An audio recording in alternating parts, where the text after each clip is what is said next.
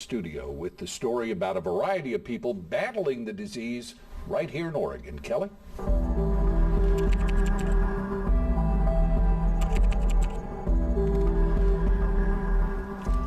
Last week, we introduced you to John, an artist who works for the HIV Alliance. But John is just one of nearly 7,000 Oregonians living with the disease, and that number is still growing. Tonight, we introduce you to Jacob. He's younger than many people with HIV, just 31 years old, but his condition hasn't stopped him from living a normal life. In October, Jacob is getting married, and his fiance, he doesn't have HIV. For better or for worse, in sickness and in health, it's a hefty promise for anyone to make. But for Jacob and Stephen, it means a little bit more. Oh, I'm elated. I mean, we just booked the chapel today, so we're probably a little bit rosier than normal. They met in 2014.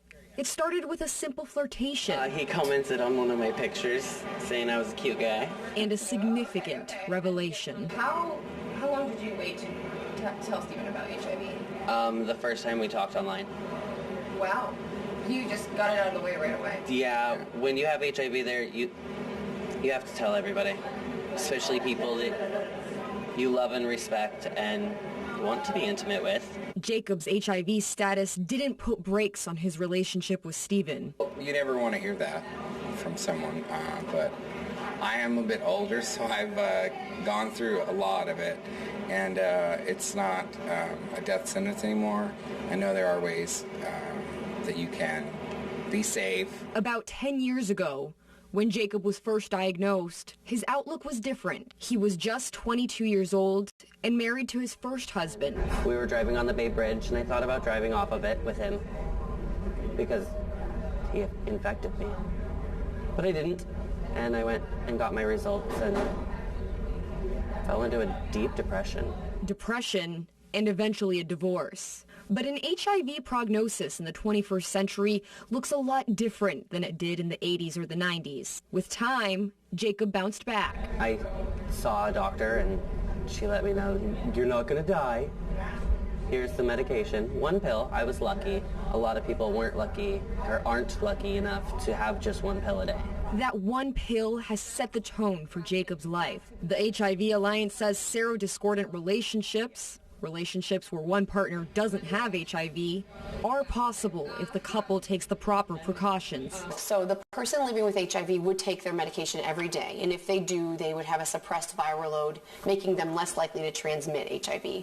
And then the partner who's negative can also take what we call pre-exposure prophylaxis, and that's also taking a pill every day to prevent themselves from being infected. Stephen takes the PrEP medication every day. Whoever you fall in love with is whoever you fall in love with.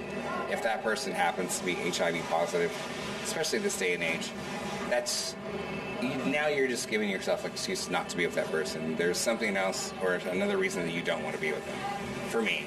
I feel on top of the world. The happiest I've ever been in my life. As for Jacob, his HIV levels have stayed low enough to keep him from developing AIDS. If you tested positive today, life could be very manageable for you. But let's try not to get people to test positive. While life is mostly normal for Jacob, he has a job, a social circle, and a fiance.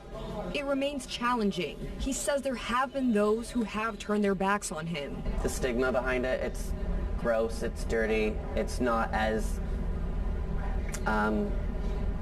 politically relevant right now. The dialogue for HIV has changed with time, but it's a conversation worth having. No, I don't think today when you get a diagnosis that you're looking at a death sentence. It's sort of this living with HIV versus how am I going to die. For Jacob, living with HIV doesn't mean living alone. The next chapter is just getting started. The HIV Alliance urges the public to get tested and to practice safe sex. You can help the fight too by volunteering, donating, and just getting educated. This miniseries continues next Wednesday right here on K-Bell. We'll hear from Joelle. 17 years ago, she lost her brother to HIV, and now she's carrying on his legacy. Live in the studio, I'm Kelly Andersen. We'll be right back.